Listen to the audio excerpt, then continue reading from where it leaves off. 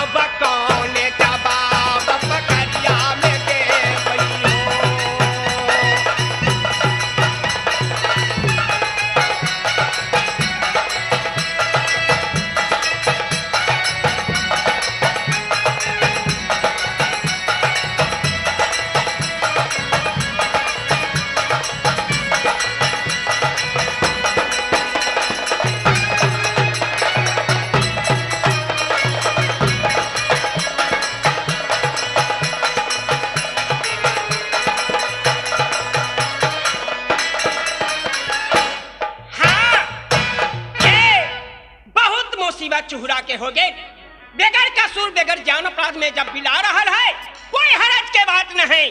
अब जा रहा छे अपना मुकामा में कोई तरीका से अपन गुंजाइश करब, लेकिन चंद्रावती राजा कुल्हेश्वर के चैन कभी न बीत सकैया। या चुहरा मुकामा वाला है चाहे समान बेगर कसूर में बेकार जान अपराध में वो कान पकड़ के बाहर कर रहा है। आते करा बदल बायाब आ चंद्र के सधाये बई आते करा बदल बा हम जब चंद्र के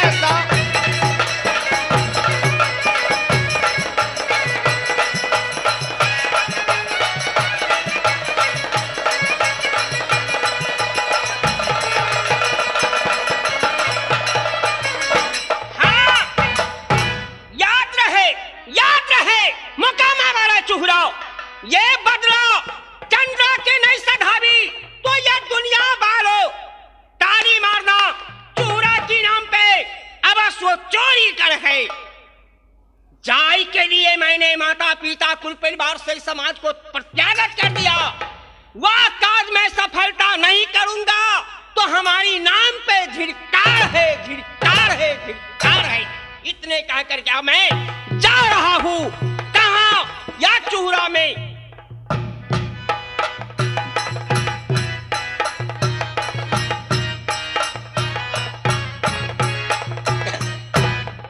बम बम शिवलारी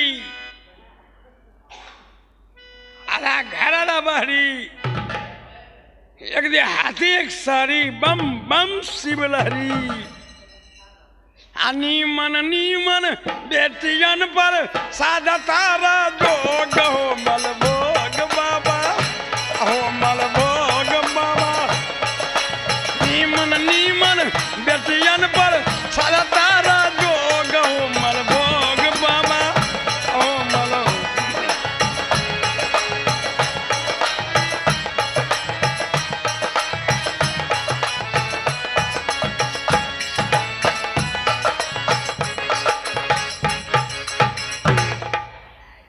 देखिए मेरी नाम गहीन है और मैं यहीं पर रहती हूँ अभी तक और मैं यही विश्राम करती हूँ।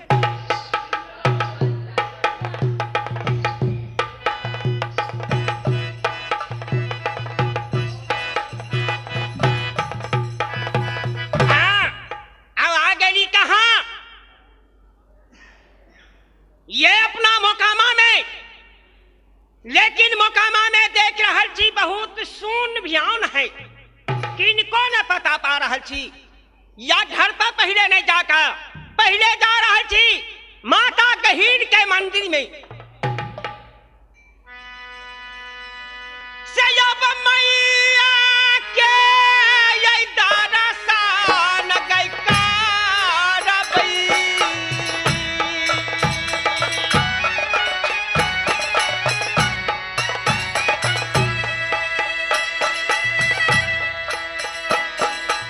मैया तयई गहीरा कैसे हौना।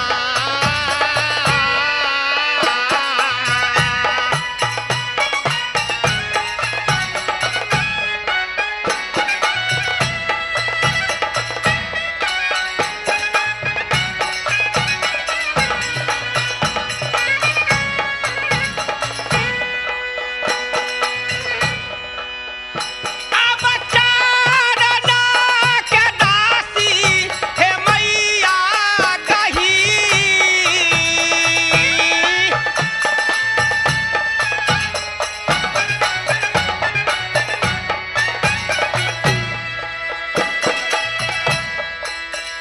अब तोरा ये मैया हम बनावई से गई ना।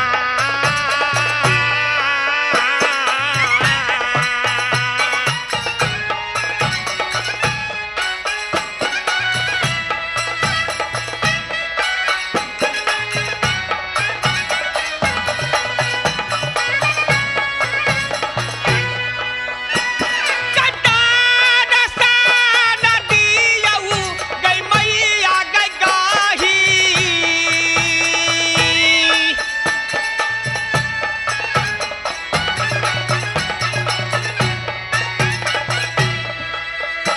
अब चूहरा अब दुसाधा बाके गई ना।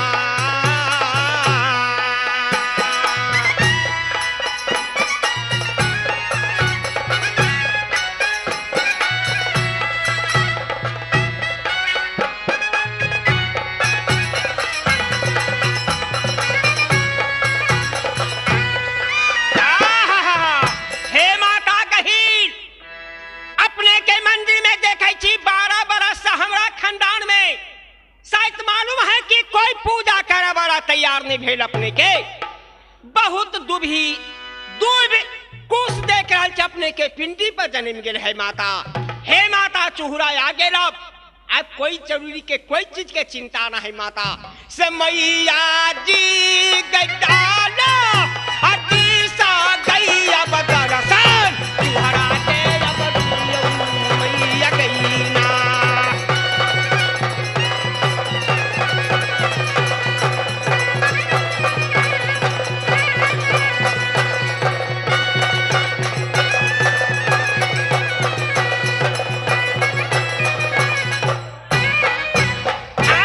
प्रणाम माता गहीर।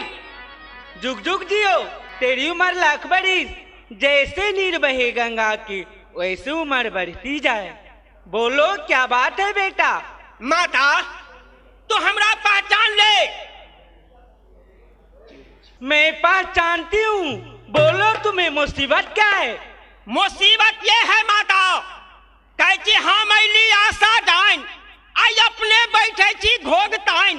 हे माता बहुत कष्ट बहुत मुसीबत या चूड़ा की सर्प है। 12 बरस हो गए माता पकड़िया में, लेकिन राजा कुल्हेश्वर 12 बरस खटा का एक नया पैसा नहीं देका, कान पकड़ का पकड़िया से बाहर कर देलक।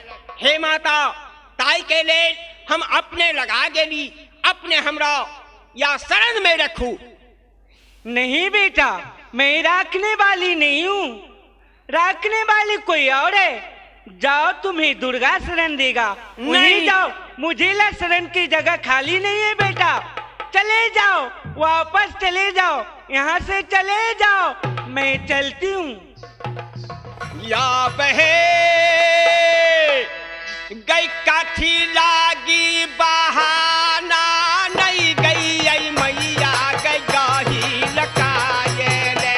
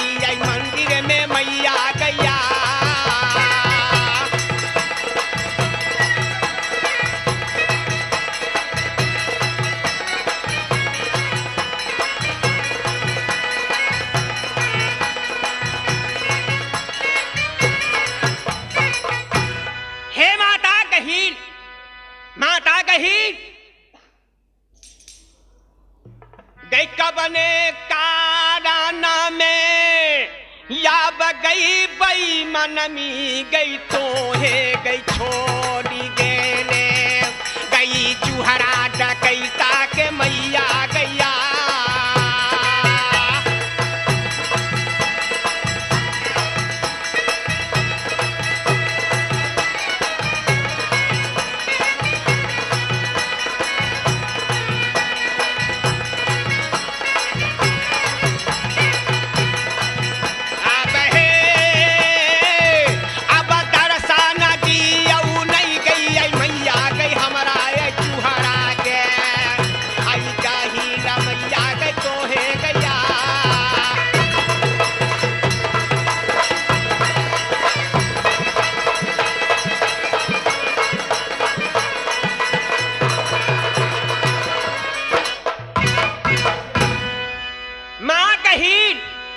हाँ बेटा अपने के हम प्रणाम कर रहल छी खुश हे रह माता, बेटा।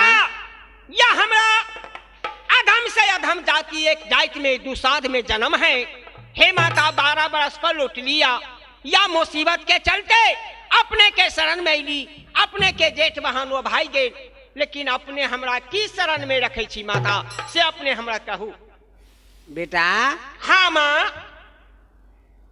का कितने दिन से 12 वर्ष से तोरा आए तोरा नींद टूटला।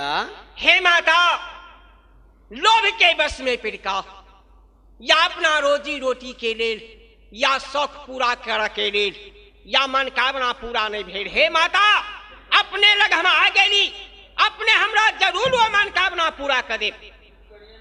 बेटा हाँ माई ठीक है हमरा की कह चाहे छा। हे माता गई चोरी के या बजे मारा मा गई आई मैया तो हमारा गई गही लबता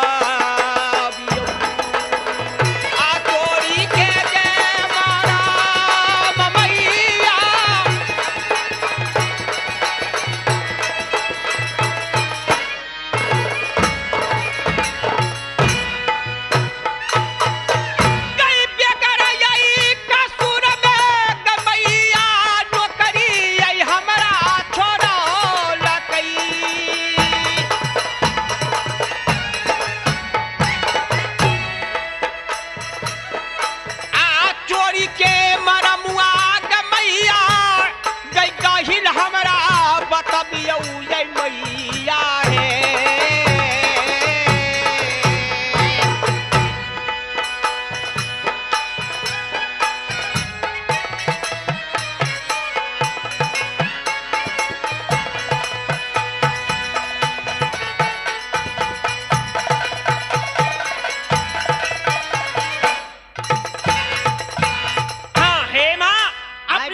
प्रार्थना है कि जल्दी हमरा चोरी के मरम बता दे माँ। बेटा हाँ माँ कि जय दिन से तो नौकरी केला का रात पकड़िया में कि 12 वर्ष से हमरा तो गहबर नहीं निपला नहीं पोतला नहीं कुछ केला नहीं सेवा नहीं बर्दाश्त हमरा बताइए नहीं हो तो। हे माता अपने जानने वाली अपने जाना वाली छी माँ अपने बुते सब काज हेती माता अपने हमरा चोरी के भेद बता दिया चोरी के भेद हमरा बताए के अपने बताओ। बुआ हाँ माँ सुना कि हमरा चोरी के हाल तो हम नहीं जाने छी। अच्छा कि हमरा बताइए हो तो कोनो गार कोनो बीपे कोनो बल कोनो अथी हम दिए सके छी मैं चोरी के हाल हमार बहन जाने छे गंगा। ये गंगा महारानी अच्छा ये का माँ तो सब विद्या दे ले यो हो भी आशीर्वाद ठीक है जो अपने कहली बेटा अपने के की सब कह लिया धान बीत बल बुद्धि और कहीं भी कष्ट हो तो हम उबार सके छी। अच्छा ये का माता अगर हमरा कहीं भी बांध लग जाए कोई जेल में रख दे वो जेल के ताला टूट सकैया। जरूर बेटा धन्य हो माँ अपने से यह प्रार्थना है अपने आशीर्वाद देवी ये बाण पर अपने तैयारी छी ना। जरूर बेटा प्रणाम है माता खुश रह। अपने जाओ और हम जा रहे थे गंगा के पास में।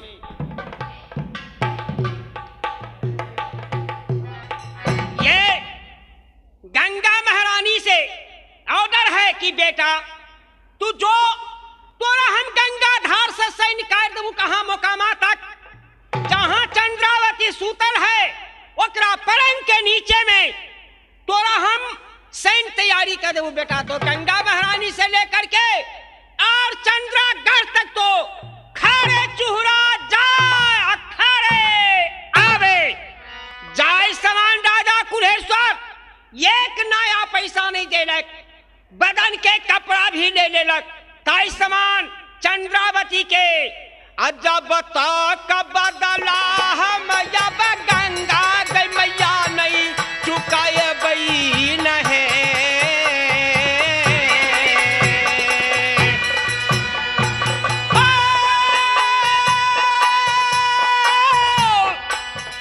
अब दहिना जदा सकल कई चूहरा जखना डकैता के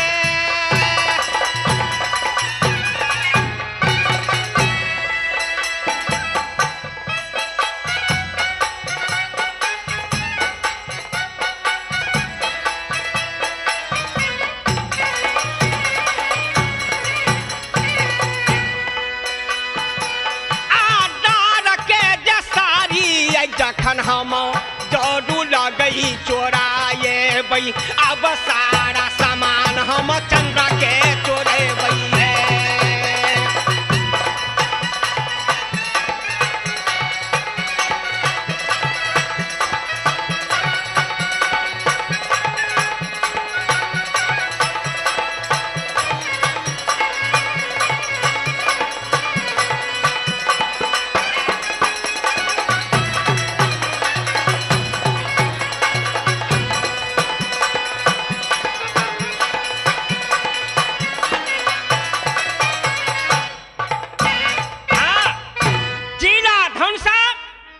लक्ष्मीपुर बगेवा वार्ड नंबर 2 राम वृक्ष ठाकुर हमर नाम यही या हम अभी चूहरा के भाग लेने छी। माता गंगा तू तैयारी हो जमाओ सैन जल्दी तैयारी कर दे क्या तो गई भोरया बभे रही गई मैया या बबू गल रही जखना भूरू काबा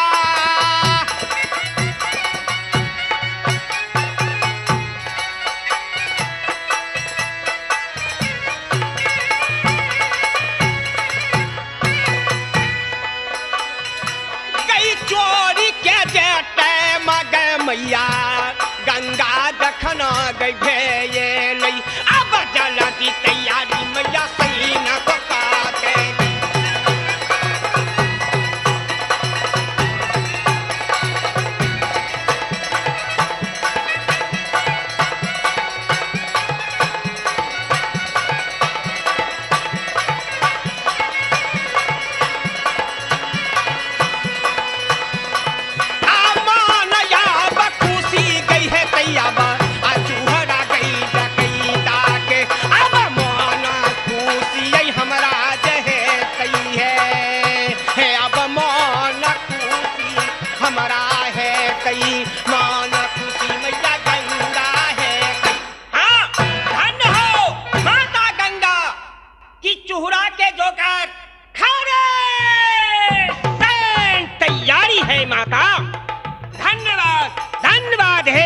गंगा अब जा रहा छी थारे चंद्रागढ़ में।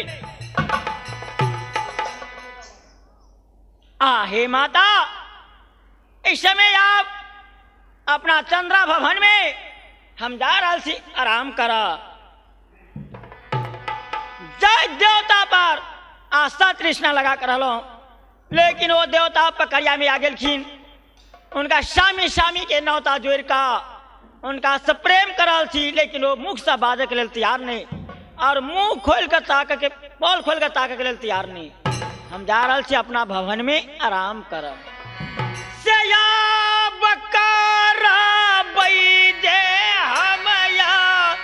राम हे मैया दुर्गा आया ही चंद्रा भवन में।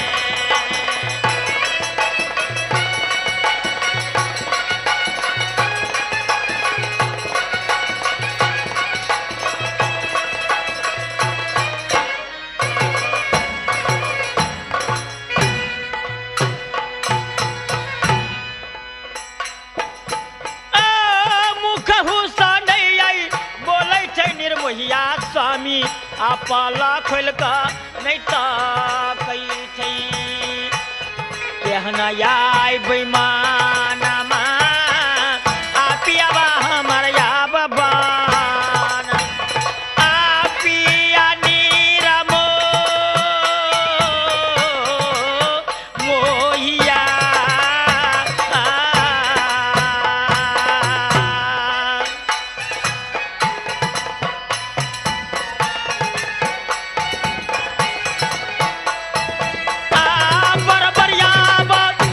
हो निर्मैया स्वामी आकलिए हम पकड़िया में पियाबा ये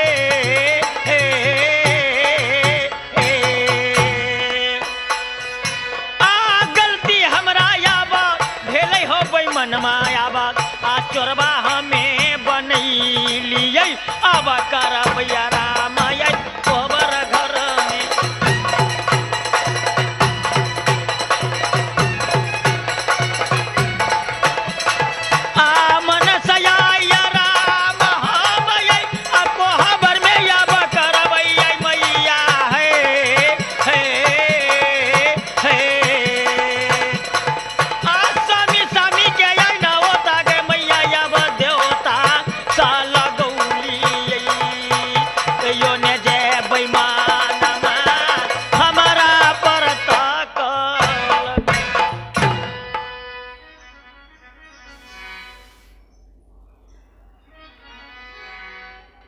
हमारा फुलवारी सलोला कहा तो राजा कुल्हेसर अपना उल्टा बाण बांध का अपना राज पोखरिया में चंद्रा के कोतवाली करे छी। चंद्रा अपना महल में सुतल है और 3 दिन अपना ओकरा ऑर्डर से 3 दिन हम पहरा करे छी। चोहरा के बदला में हम पहरा करे छी, ओकर नौकरी बदबी छी।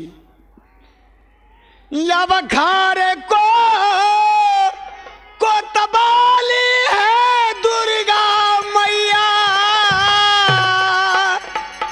आ चंद्रा के हम महल में बजाबै छी।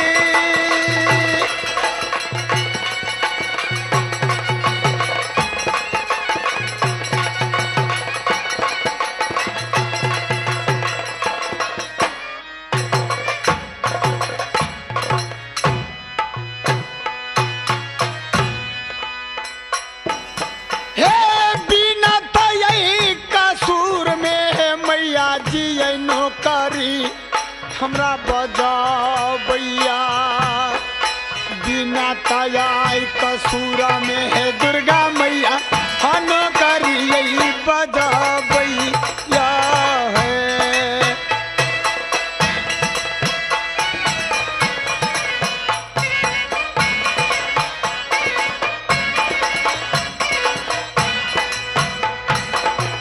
साखिर मोरा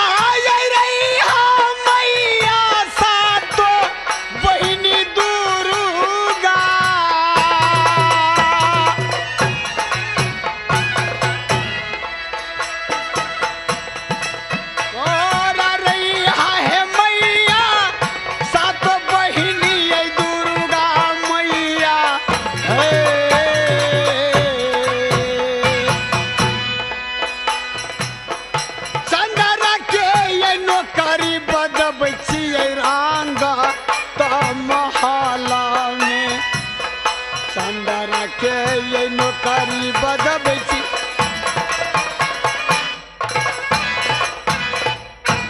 हे दुर्गा माँ, चंद्रावती अपना शीश महल में आराम करैया।